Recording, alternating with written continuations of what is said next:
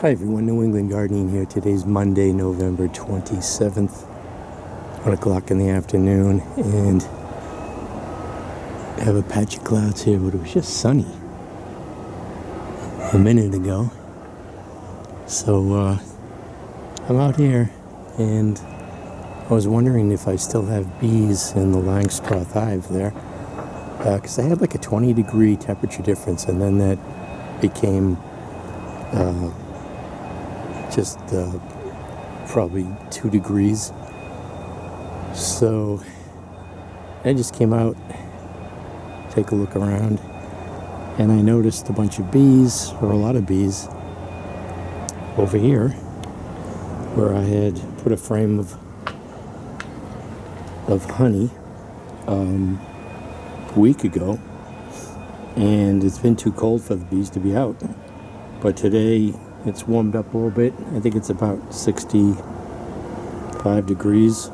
Probably dropped since the sun disappeared behind the clouds, but there was a little left on this frame. I had brought it in, so there was nothing here for them, and it's been over a week.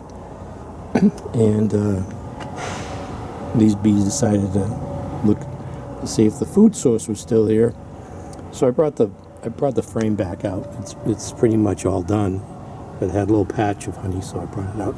But I don't even know if these are my bees, because when they take off, it seems like they're going in the wrong direction. So there is bee activity, but what I was planning on doing, I decided not to, and then I said, well, maybe I will try. I bought this reptile heater, sort of a long way about to get to this, and I was thinking of sliding this underneath the Langstroth, but what I have on this stand, this plastic stand, is I just use two 2x4s where I usually put now there's two 2x4s that it's sitting on. I made it more secure than the design. So I'm thinking I'm going to take the entrance reducer off, slide this in, and then there's enough room, because I have a larger than a 1-inch hole on one side of the entrance reducer, and put the entrance reducer back on. And I've had this running last night to see how warm that pad would get, because I imagine it's going to just be on all the time when it gets really cold. It's supposed to drop back down to 26 degrees, and that's the type of temperature swings that will kill the weak hive. But I think this bee cozy sort of threw these bees off, and I had some dead bees at the bottom here. I cleaned them off. Maybe like 6, but I don't know how many are inside. I did notice some bee activity at the entrance reducer. Yeah, that's what I did. I put these 2x4s. So there are bees, bee activity. But they were preferring to come out of this. I have a shim in there that has a notch on it too. So, and if you recall I was looking at the video myself. The last video is kind of a small cluster on this, and who knows what the size is now. But yeah, that temperature drop sort of has me concerned, and I just taped this mouse guard on here, so the battery's getting low on this camera. But if I recall, the entrance reducer was kind of loose fit.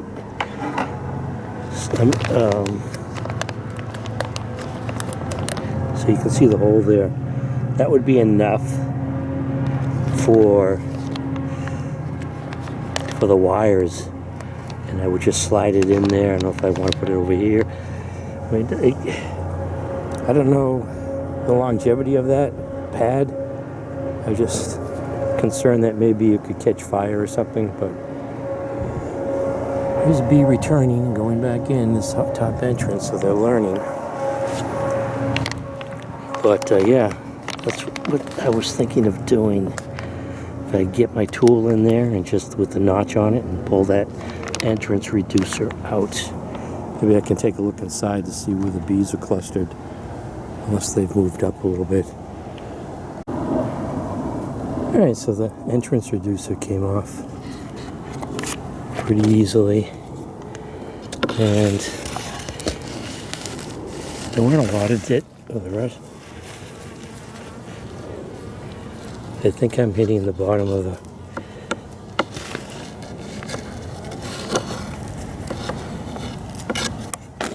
frames that bees are on, maybe. So I can take this out. And there are bees coming out.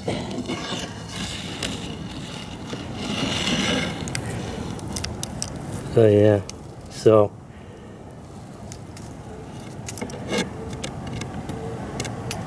that's not good. It's early in the game. How far back does this go? Oh.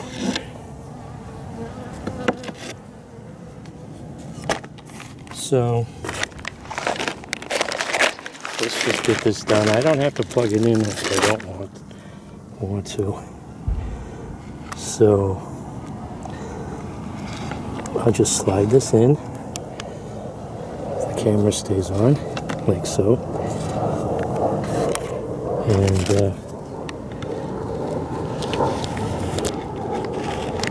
yeah, put my entrance reducer on. My makeshift entrance reducer.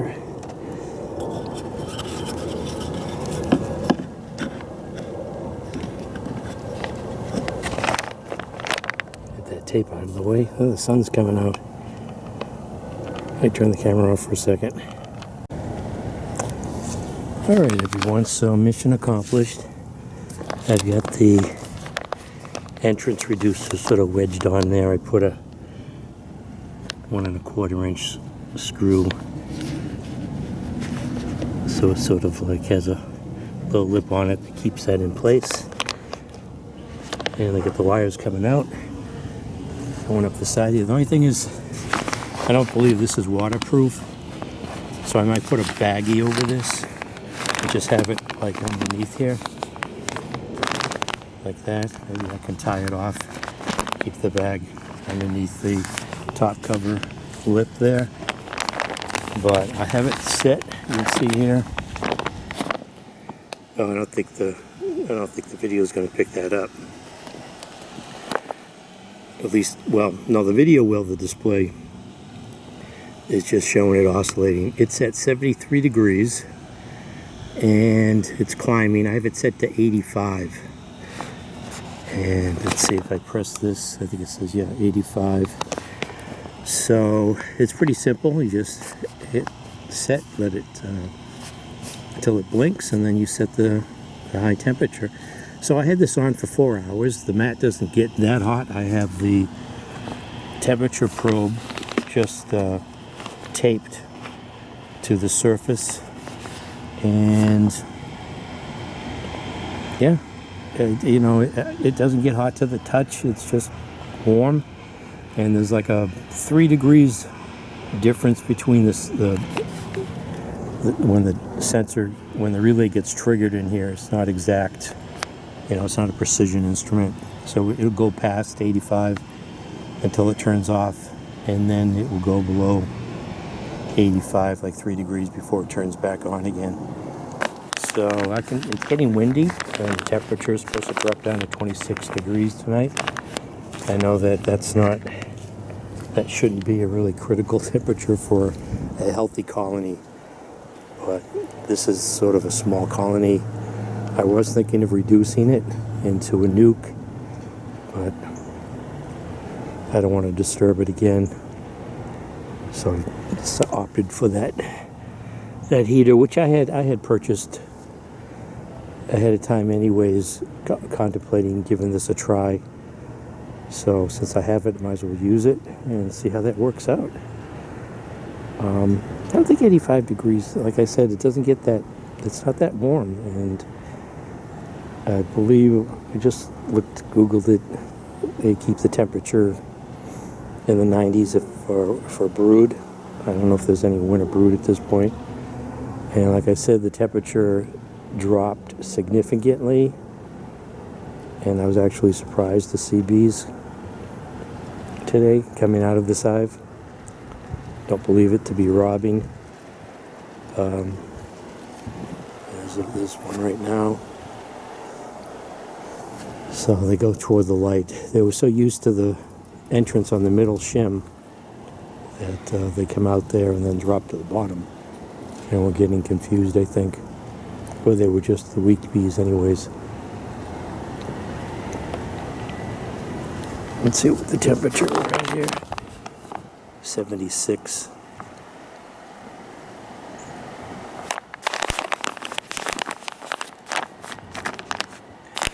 So I know there's also some controversy as to whether or not I have seen people with custom heating and temperature measurement units as a shim that they put on their hives, and there's controversy about whether or not, you know, that keeps the bees too active and they'll be going through the honey more quickly. But there's also, like, the shim, for some reason, bees are strange that way, is they won't leave the brood. I think they'll let the cluster, they'll just die instead of trying to abandon the brood to go to where the honey store is. And there's a 1 or half-inch shim, and sometimes that space can be too much for them to decide to bridge to get to where the honey is, and the cluster can die when there's plenty of honey. We've seen plenty of videos where bees colonies have died, and they're surrounded by honey stores. So yep, so that's the project for today. So early, as you got December, January, February, March. So we haven't even begun getting into the cold, extreme temperatures that we are capable of here in Massachusetts. Okay, so it's now 8 o'clock and temperature's dropped. It's supposed to get down to like 26. It's now 37 and it's 52.1 with 70% or 69% humidity on top of the Vivaldi board. And there's a circle in that Vivaldi board for hive top feeder. That's where I have the sensor. So right now it's maintaining a 15-degree difference. Don't know if this is going to help or hurt the hive, or if there's a viable colony in there. I swept some bees off the bottom board, put a stick in there, so there was some more additional bees. But yeah, I've got a heating supplement in there, and see if that helps. So this is New England Gardening. Thanks for watching.